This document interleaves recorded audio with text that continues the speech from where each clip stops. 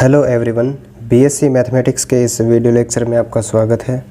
और इस क्लास के अंदर हम डिस्कस करने वाले हैं कि अगर अपने पास कोई फंक्शन है fz और वह विश्लेषिक है तो उसके लिए आवश्यक और पर्याप्त प्रतिबंध क्या हैं, यानी कि नेसेसरी और सफिशिएंट कंडीशन हम पढ़ने वाले हैं। और उसी के साथ हम f(z) के लिए डेरिवेशन करने वाले हैं। और प्रीवियस क्लास में हमने देखा था कि अगर अपने पास कोई एक फलन है w बराबर u प्लस आइटा v, तो किसी बिंदु पर वह विश्लेषिक कब होता है और किसी प्रांत के अंदर वह विश्लेषिक कब होता है। तो अगर अपने प्रांत की बात करें, जैसे कि अपने पास एक कोई प्रांत है d, इस प्रांत के अंदर अगर कोई फलन विश्लेषिक है तो इस प्रांत के प्रत्येक बिंदु पर फलन अवकलनीय होना चाहिए, यानी कि प्रत्येक बिंदु पर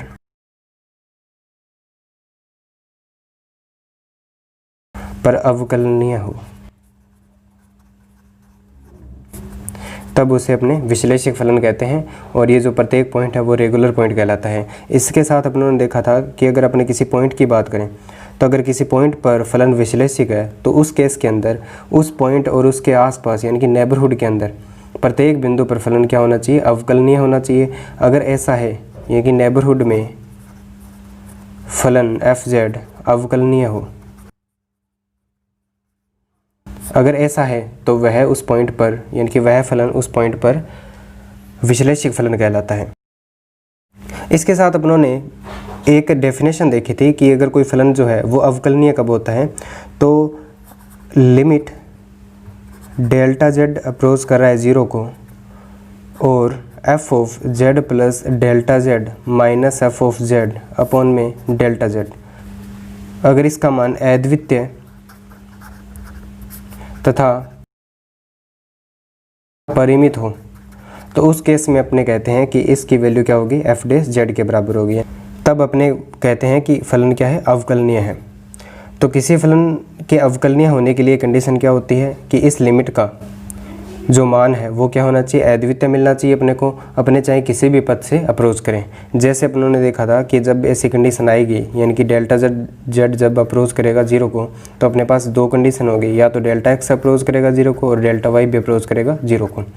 अगर ऐसा होता है तो अपने अगर मूल बिंदु की बात करें तो उस केस के अंदर अपने पास दो रास्ते होते हैं, या तो मैं x अक्ष से इसको अप्रोच कर सकता हूँ या फिर y अक्ष से अप्रोच कर सकता हूँ। अगर इसको x अक्ष से अप्रोच करें तो उस केस के अंदर जो डेल्टा y है उसकी वैल्यू कितनी हो जाती है, 0। और अगर अपने y अक्ष से अप्रोच करते हैं तो डेल्टा x की वैल्यू कितनी हो जाती है, 0। इसके बाद अगर अपने को दिया गया है कि किसी प्रांत के अंदर फलन विश्लेषिक है तो उस प्रांत के अंदर फलन अवकलनीय होता है। इसके बाद अपनों ने पढ़ा था कि किसी फलन के लिए जो विश्लेषिक होने के लिए आवश्यक प्रतिबंध क्या होता है कि वह CR इक्वेशन को संतुष्ट करें। और CR इक्वेशन क्या थी, del u अपॉन में del x बराबर होना चाहिए del v अपॉन में del y के, और del u अपॉन में del y जो है वो बराबर होना चाहिए माइनस del v अपॉन में del x के। ये दो इक्वेशन होती है जिन्हें कौशी-रीमान समीकरण कहा जाता है। इनको संतुष्ट करना चाहिए। और पर्याप्त प्रतिबंध ये था कि इसको संतुष्ट करने के साथ साथ जो आंशिक अवकलज है वो क्या होने चाहिए, सतत होने चाहिए। अब अपने यहाँ पर क्या करेंगे, इसको डिटेल में पढ़ने वाले हैं। तो सबसे पहले अपने देखते हैं कि आवश्यक प्रतिबंध क्या होता है। बस इस चीज़ का ध्यान रखना कि अगर कोई फलन विश्लेषिक है तो वो हमेशा क्या होता है, उस प्रांत के अंदर अवकलनीय होता है। और अवकलनीय होने के लिए क्या होता है, इसकी लिमिट जो है वो क्या होनी चाहिए, अद्वितीय और परिमित रूप से विद्यमान होनी चाहिए। तो हम देखते हैं सबसे पहले आवश्यक प्रतिबंध, उसके बाद अपने एक फॉर्मूला डिराइव करेंगे f(z) के लिए जो अपने को काफ़ी काम आने वाला है। तो सबसे पहले नेसेसरी कंडीशन या फिर आवश्यक प्रतिबंध क्या होता है, तो मानना कि अपने पास कोई एक फलन है fz जो है u प्लस आइटा v, और किसी प्रांत अगर अपने को एक प्रांत दे रखा है d, उसके अंदर ये विश्लेषिक है। तो विश्लेषिक होने के लिए आवश्यक प्रतिबंध क्या है कि वह CR इक्वेशन यानी कि कौशी-रीमान समीकरण को संतुष्ट करें। और कौशी-रीमान समीकरण क्या होती है, del u अपॉन में del x बराबर del v अपॉन में del y, और del u अपॉन में del y बराबर माइनस del v अपॉन में del x। किसी फलन के एनालिटिक यानी कि विश्लेषिक होने के लिए आवश्यक है कि वो CR समीकरण को संतुष्ट करें।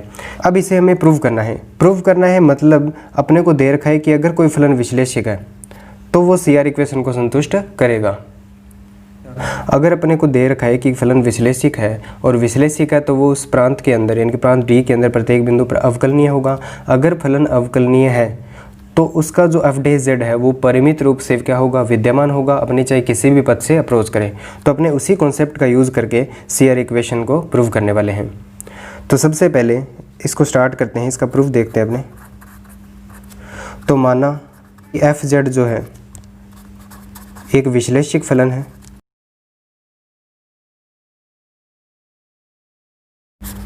अतः एफ जेड अवकलनीय भी होगा। अगर अवकलनीय है तो एफ डैश जेड जो है वो विद्यमान है। अगर विद्यमान है तो अपने इसके लिए फॉर्मूला लिख सकते हैं। तो एफ डैश जेड क्या हो जाएगा अपने पास, किसी जेड के लिए लिमिट डेल्टा जेड अप्रोच कर रहा है 0 को, f of z plus delta Z minus F of Z upon में डेल्टा जेड। अब इसके बाद अपने क्या करेंगे, क्योंकि अपने को फलन दे रखा है u और v के पदों में, तो अपने इस फलन के लिए वैल्यू यहाँ पर वैल्यू पुट करने वाले हैं। तो अगर अपने पास एफ जेड की वैल्यू है u x, y plus iota v x, y, तो उस केस के अंदर f of z plus delta z की वैल्यू कितनी हो जाएगी। यानी कि अपने क्या कर रहे हैं, x और y के अंदर डेल्टा की वृद्धि कर रहे हैं। यहाँ से अगर z को लिखें, अगर अपने z को लिखें x प्लस आयटा y, तो यहाँ से डेल्टा z की वैल्यू कितनी हो जाएगी, delta x plus iota delta y। यानी कि अगर अपने f of z plus delta z की वैल्यू रखें, अगर f of z plus delta z की वैल्यू रखें तो वो कितनी आएगी, u x में परिवर्तन होगा डेल्टा x का और y में परिवर्तन होगा डेल्टा y का। इसी के साथ आयटा v के लिए अगर लिखें तो x plus delta x comma y plus delta y। ये अपने पास वैल्यू होगी f of z plus delta z की, और ये वैल्यू अपने पास है f z की। तो ये सारी वैल्यू अपने पुट करने वाले हैं किसके अंदर, f डैश z के अंदर। f डैश z बराबर होगा लिमिट डेल्टा जेड अप्रोच कर रहा है 0 को, एफ ऑफ जेड की जगह रखेंगे u x plus delta x comma y plus delta y plus iota v x plus delta x comma y plus delta y minus के अंदर अपने को रखना है एफ ऑफ जेड की वैल्यू क्या आएगी यहाँ से, u of x comma y plus iota v of x comma y upon delta z। और डेल्टा z की वैल्यू कितनी है, delta x plus iota delta y। इसके बाद इसके जो वास्तविक भाग और काल्पनिक भाग है इनको अपने अलग अलग कर लेते हैं। तो यहाँ से एफ डैश z की वैल्यू अपने पास आएगी लिमिट डेल्टा z अप्रोच कर रहा है 0 को, और इसको लिखेंगे अपने u x plus delta x comma y plus delta y minus u of x comma y। इसको अलग कर लिया, प्लस आयटा कॉमन लेंगे अपने, तो अंदर बचेगा v x plus delta x comma y plus delta y minus v of x comma y upon delta x plus iota delta y। अब ये वैल्यू है अपने पास एफ डैश जेड की, और अपने को पता है कि एफ डैश जेड क्या है, विद्यमान है। अगर विद्यमान है तो किसी भी पद से इसको अप्रोच करें तो उस केस के अंदर जो एफ डैश जेड की वैल्यू है वो क्या आएगी, यूनिक मिलेगी अपने को। तो अपने इसके बाद ये कॉन्सेप्ट लगाने वाले हैं कि एक बार तो मूल बिंदु पर एक्स एक्सिस से इसको अप्रोच करेंगे और एक बार वाई एक्सिस से अपने इसको अप्रोच करेंगे। तो इसके लिए बनने वाली अपने पास दो केस। तो केस नंबर फर्स्ट अपने पास है, इसके बाद केस फर्स्ट है अपने पास कि यदि डेल्टा जेड एक्स अक्ष के अनुदिश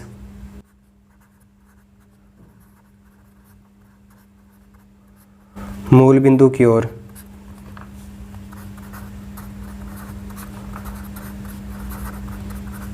अग्रसर हो, यानी कि अप्रोच करें, तो उस केस में क्या होगा कि जब डेल्टा जेड एक्स अक्ष के अनुदिश आएगा तो डेल्टा वाई की वैल्यू कितनी हो जाएगी, 0।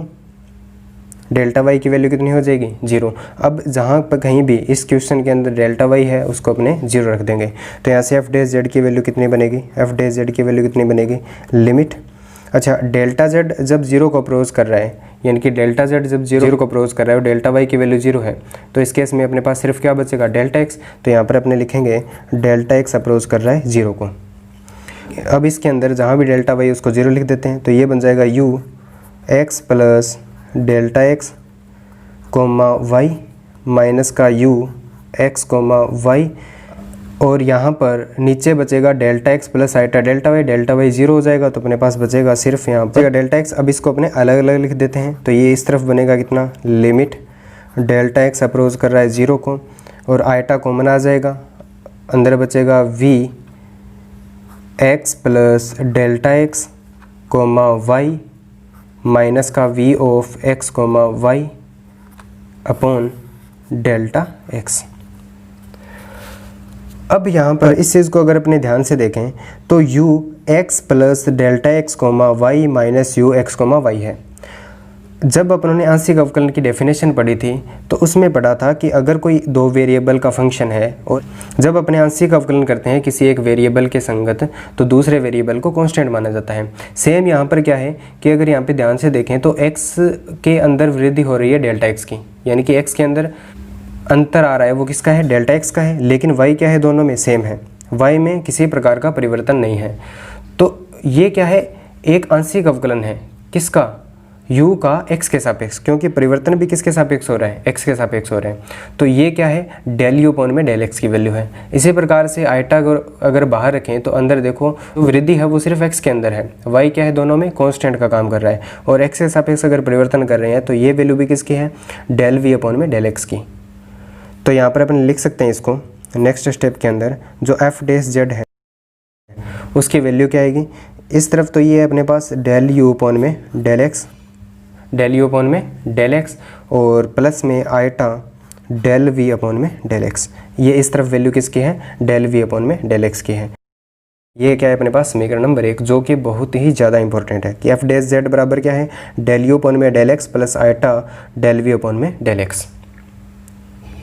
इसके बाद अपने केस सेकंड देखने वाले हैं, जिसके अंदर अपने डेल जेड को अप्रोच कराएंगे वाई एक्स के अनुदिश।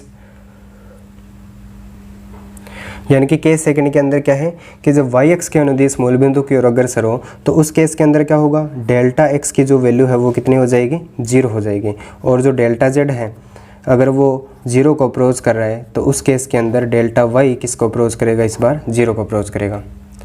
तो अब अपने प्रीवियस जो फॉर्मूला था उसी के अंदर डेल्टा एक्स को जीरो रखने वाले हैं। तो अपने पास एफ डैश जेड का फॉर्मूला क्या था,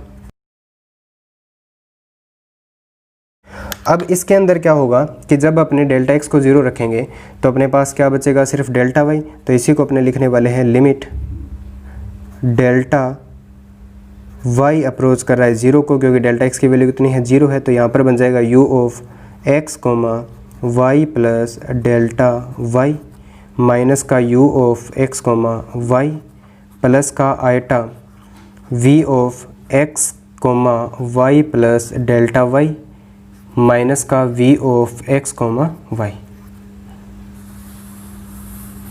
अपॉन यहाँ पर बचेगा आइटा डेल्टा वाई।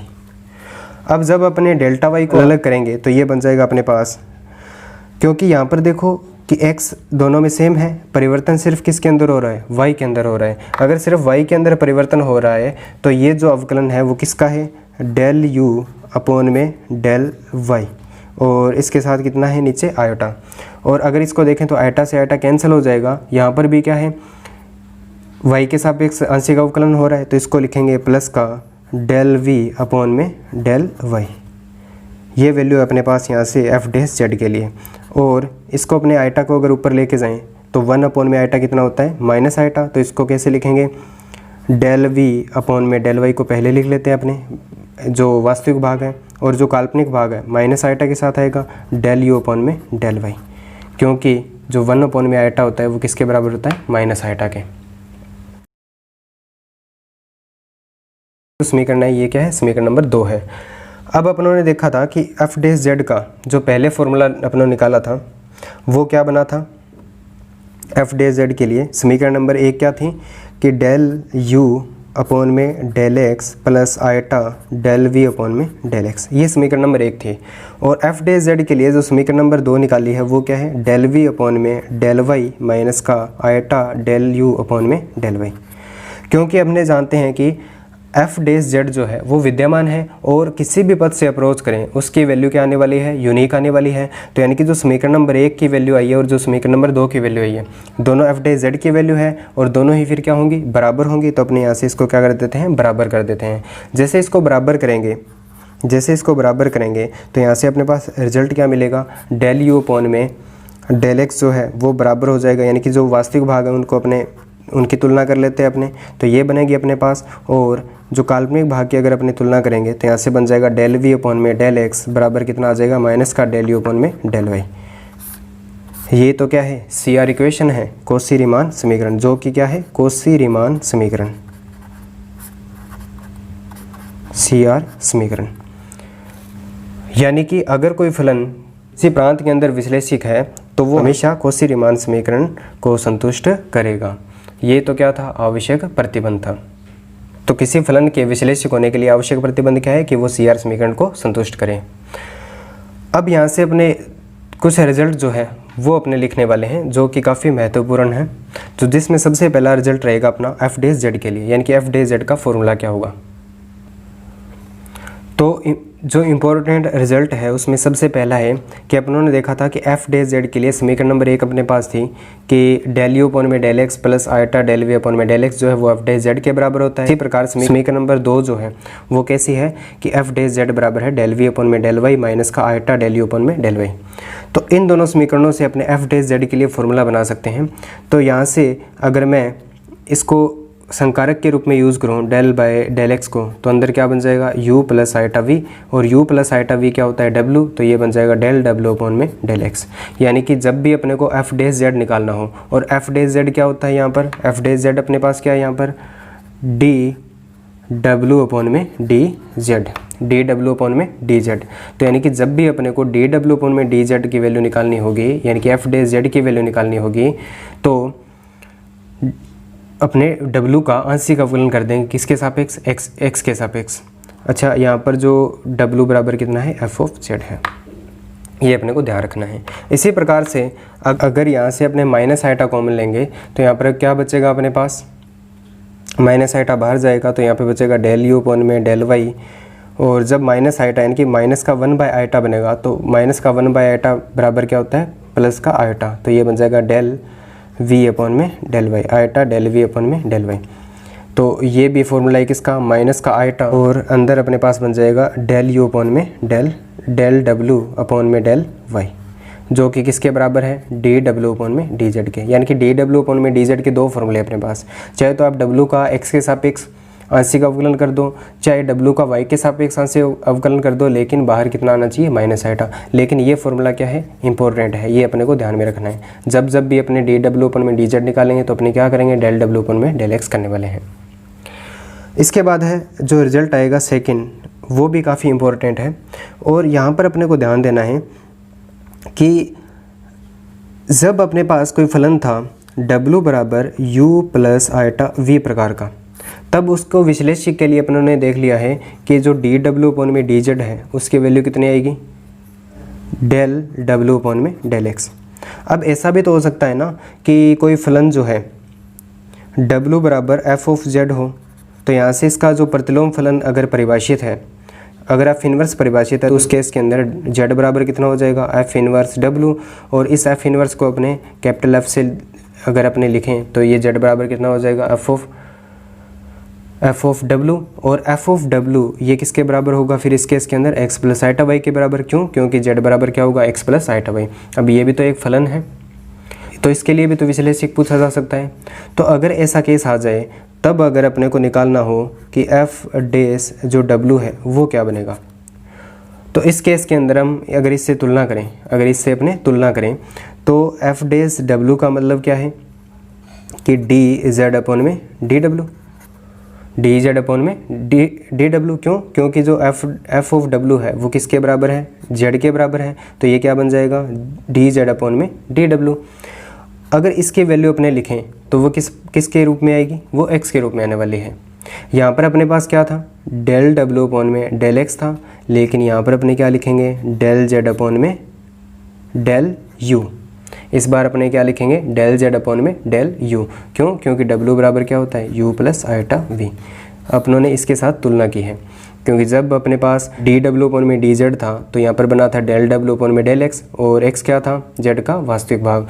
इसी प्रकार से अगर डी जेड अपॉन में डी डब्ल्यू निकालना है तो जो डेल जेड अपॉन में यहाँ पर क्या आएगा, डेल यू आएगा, डब्ल्यू का वास्तविक भाग। क्योंकि अपने को क्वेश्चन जो है वो इस रूप में भी दिया जा सकता है। जब भी अपने को क्वेश्चन इस रूप में दिया जाएगा, यानी कि जेड बराबर एफ ऑफ डब्ल्यू, तब अपने इस फॉर्मूले का यूज़ करेंगे। अब यहाँ से एक और इम्पोर्टेंट बात है, ऐसा भी तो हो सकता है ना कि फलन अपने को इस रूप में दिया जाए, यानी कि जेड बराबर एफ ऑफ डब्ल्यू, यानी कि x प्लस आइटा वाई, और अपने से पूछ लिया जाए कि बताइए कि डब्ल्यू फलन विश्लेषिक है या फिर नहीं है। तब अपने क्या करेंगे, क्योंकि हम जानते हैं कि डी डब्ल्यू अपॉन में डी जेड, अपने को तो इसकी वैल्यू निकालनी है, तो ये किसके बराबर होता है फिर, 1 अपॉन में डी जेड अपॉन में डी डब्ल्यू के। इसको यहाँ पे पलट के लिख दिया, क्योंकि ये पूर्ण अवकलन है तो इसे लिखा जा सकता है। और अब डी डब्ल्यू अपॉन में डी जेड के परिभाषित होने के लिए आवश्यक है कि डी जेड अपॉन में डी डब्ल्यू जो है वो नॉन जीरो हो। अगर किसी पॉइंट पर डी जेड अपॉन में डी डब्ल्यू जीरो हो जाता है तो उस केस के अंदर डी डब्ल्यू अपॉन में डी जेड जो वो फिर परिभाषित नहीं होगा, यानी कि इसका मान नहीं आएगा, और अगर इसका मान नहीं आएगा तो उस पॉइंट पर फलन जो है वो विश्लेषिक नहीं होगा। तो अपने क्या करेंगे, डी जेड अपॉन में डी डब्ल्यू की वैल्यू निकालेंगे, और वो कितनी आएगी, डेल जेड अपॉन में डेल यू। जिस पॉइंट के ऊपर इसकी वैल्यू जीरो होगी उस पॉइंट पर यह फलन जो है डब्ल्यू विश्लेषिक नहीं होगा। ये भी अपने से क्वेश्चन में पूछा जा सकता है, तो इसको भी आपको ध्यान में रखना है। इसके बाद अपने बात करते हैं सफिशिएंट कंडीशन की, यानी कि पर्याप्त प्रतिबंध क्या होता है उसको अपने देख लेते हैं। अगर हम पर्याप्त प्रतिबंध की बात करें तो कोई जो फलन है एफ जेड, तो उसके विश्लेषिक होने के लिए पर्याप्त क्या है कि वो सी आर इक्वेशन को संतुष्ट करे, और जो आंशिक अवकलज है यानी कि डेल यू अपॉन में del x, del v upon में del y, del u upon में डेल वाई और डेल वी अपॉन में डेल एक्स, ये क्या होने चाहिए, सतत होने चाहिए। अब क्योंकि विश्लेषिक होने के लिए ये चीज़ पर्याप्त है, तो अपने को ये मान के चलना है कि कोई जो फलन है उसके u और v जो है वो सी आर इक्वेशन को संतुष्ट करते हैं, और उसके जो आंशिक अवकलज है वो क्या है, सतत है। अगर ऐसा है तो किसी फलन को विश्लेषिक सिद्ध करना है, वो भी किसी प्रांत d के अंदर। अगर विश्लेषिक प्रूव करना है तो उस प्रांत के प्रत्येक बिंदु पर फलन का एफ डैश जेड जो है वो विद्यमान होना चाहिए। तो अपने क्या करेंगे, प्रूव करेंगे कि इसके लिए एफ डैश जेड जो है वो विद्यमान है प्रांत के प्रत्येक बिंदु के अंदर। अगर एफ डैश जेड को विद्यमान करना है तो किसी भी पथ से अगर अपना अप्रोच करें तो उसके लिए जो वैल्यू है वो क्या आनी चाहिए, सेम आनी चाहिए। ठीक है, तो अपने सबसे पहले तो फॉर्मूला लिखते हैं एफ डैश जेड के लिए। तो एफ डैश जेड जो है वो किसके बराबर होगा, लिमिट डेल्टा जेड अप्रोच कर रहा है 0 को, और यहाँ पर अपने पास आएगा F of z plus delta Z minus का एफ ऑफ जेड अपॉन में डेल्टा जेड। अब सी आर इक्वेशन की सहायता से इस चीज़ की जो वैल्यू है वो अपने यूनिक प्रूव करने वाले हैं, और वो एग्जिस्ट भी करनी चाहिए। अगर इसको थोड़ा विस्तार और करें तो यहाँ पर क्या आएगा, लिमिट डेल्टा जेड अप्रोच कर रहा है 0 को, f of z plus delta z को अपने लिख सकते हैं u x plus delta x comma y plus delta y plus का iota v x plus delta x comma y plus delta y minus का u x comma y plus का iota v x comma y delta z. इसके बाद इसके जो वास्तविक और काल्पनिक भाग है इनको अपने अलग कर लेते हैं एक बार। तो ये क्या बनेगा, लिमिट डेल्टा जेड अप्रोच कर रहा है 0 को, इसको लिख सकते हैं अपने u x plus delta x comma y plus delta y minus का u of x comma y plus का आइटा, और ये बन जाएगा v x plus del x comma y plus del y minus का v of x comma y, और ये बन जाएगा डेल्टा जेड, और ये भी बन जाएगा डेल्टा जेड। इसके बाद अपने को क्या करना है, अब अपने पास वैल्यू होनी चाहिए u x plus del x y plus del y की और v x plus del x और वाई प्लस डेल वाई की।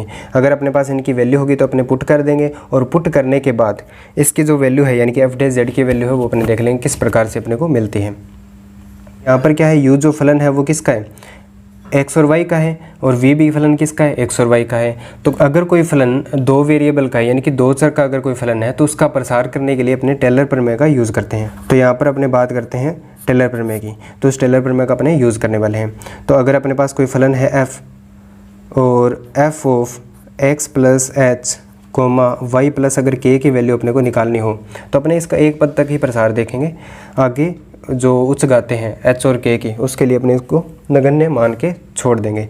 तो ये क्या होता है, ये किसके बराबर होता है, f of x comma y plus h del f upon में del x plus k del f upon में डेल वाई।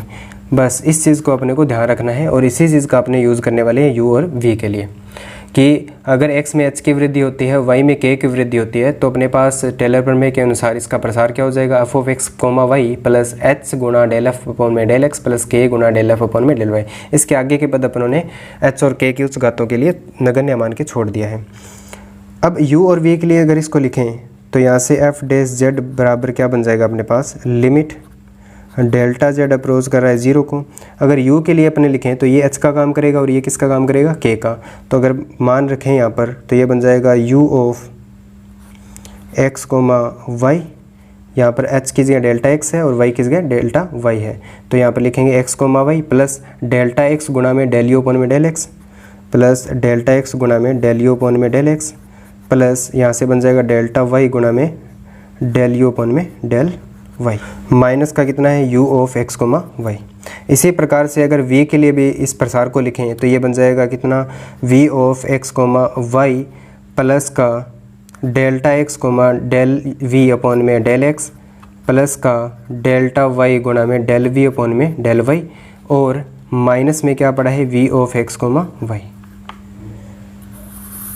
डेल z को अपने अलग अलग लिख रहे हैं, और डेल z क्या है, दोनों के हर में है। अब यहाँ से क्या होगा, u of x comma y इससे कैंसिल हो जाएगा, v इससे कैंसिल हो जाएगा, अपने पास जो बचेगा उसको वापस से लिख लेते हैं। लिमिट डेल्टा z अप्रोच कर रहा है 0 को, ये बन जाएगा अपने पास del x del u upon में del x plus del y del u upon में डेल y, और प्लस का आइटा इसको अगर लिखें तो del x del v upon में डेल x प्लस का del y del v upon में डेल y, और हर में अपने पास क्या है, डेल्टा जेड, यानी कि डेल्टा जेड की वैल्यू कितनी है, delta x plus iota delta y. अब इसके बाद अपने को यूज़ करना है सी आर इक्वेशन का, और सी आर इक्वेशन अपने पास क्या होती है कि डेल यू अपॉन में डेल एक्स जो है वो बराबर होना चाहिए डेल वी अपॉन में डेल वाई के। इसी प्रकार से डेल वी अपॉन में डेल एक्स जो है वो बराबर होना चाहिए माइनस का डेल यू अपॉन में डेल वाई के। अब इसके बाद अपने क्या करेंगे, डेल एक्स वाले पद अलग कर लेते हैं और डेल वाई वाले पद अलग कर लेते हैं। उसके बाद अपने यूज़ करेंगे सी आर इक्वेशन का। तो ये बन जाएगा अपने पास लिमिट डेल्टा जेड अप्रोच कर रहा है 0 को, इसका मतलब डेल्टा एक्स भी अप्रोच कर रहा है 0 को, डेल्टा वाई भी अप्रोच कर रहा है 0 को। और डेल्टा एक्स वाले पद अगर अपने अलग करें तो ये क्या बन जाएगा, डेल यू अपॉन में डेल एक्स प्लस आयटा का डेल वी अपॉन में डेल एक्स। इसी प्रकार से अगर डेल वाई को अपने अलग लिखें तो ये बन जाएगा डेल यू अपॉन में del y plus eta del v upon में डेल वाई अपॉन कितना होगा, del x plus eta del y. इसके बाद अपने यहाँ पर डेल यू अपॉन में इसको सेम रखेंगे और डेल यू अपॉन में डेल वाई की जगह वैल्यू रखने वाले हैं minus of del v upon में डेल एक्स, और डेल वी अपॉन में डेल वाई की जगह अपने वैल्यू रखने वाले हैं डेल यू अपॉन में डेल एक्स की। यानी कि प्रत्येक जो डेल वाई की जगह अपने डेल एक्स का यूज़ करेंगे। तो ये बन जाएगा अपने पास लिमिट डेल्टा एक्स अप्रोच कर रहा है 0 को, डेल्टा वाई भी अप्रोच कर रहा है 0 को, और डेल्टा एक्स के अंदर कितना आएगा, डेल्टा यू अपॉन में delta x plus iota delta v upon में delta x plus delta y, और delta u del u upon में डेल एक्स की जगह अपने रखेंगे minus of del v upon में del x plus eta del v upon में del y की जगह यहाँ पर रखेंगे अपने डेल यू अपॉन में del x upon del x plus eta del y. अब इसके बाद यहाँ से अपने आयटा कॉमन लेने वाले हैं। अगर अपने आयटा बाहर कॉमन निकालेंगे तो ये क्या बन जाएगा, लिमिट डेल्टा एक्स अप्रोच कर रहा है 0 को, डेल्टा वाई भी अप्रोच कर रहा है 0 को, तो ये बन जाएगा डेल्टा एक्स और ये आएगा अपने पास डेल यू अपॉन में del x plus eta del v upon में डेल एक्स प्लस आयटा अगर अपने कॉमन लें यहाँ से तो अंदर ये बन जाएगा माइनस का 1 अपॉन में आयटा, तो माइनस का 1 अपॉन में आयटा कितना होता है, आयटा के बराबर होता है, और आयटा यहाँ से अपने कॉमन लिया तो ये बन जाएगा डेल यू अपॉन में डेल एक्स, क्योंकि यहाँ से आयटा बाहर गया, और इसकी वैल्यू अपने पास कितनी आएगी, प्लस का आयटा डेल वी अपॉन में del x upon del x plus eta del y. अब यहाँ से कॉमन क्या आ रहा है, डेल यू अपॉन में डेल एक्स प्लस का आयटा डेल वी अपॉन में डेल एक्स कॉमन आएगा, अंदर बचेगा अपने पास डेल एक्स प्लस आयटा का डेल वाई, और अपॉन में कितना है, डेल एक्स प्लस आयटा का डेल वाई, और लिमिट अपने पास क्या है, डेल एक्स अप्रोच करा है 0 को, डेल वाई भी अप्रोच करा है 0 को। जब अपन लिमिट लगाएंगे तो ये कैंसिल हो गया, अपने पास सिर्फ क्या बचेगा, तो ये अपने पास बन जाएगा डेल यू अपॉन में del x plus eta del v upon में डेल एक्स।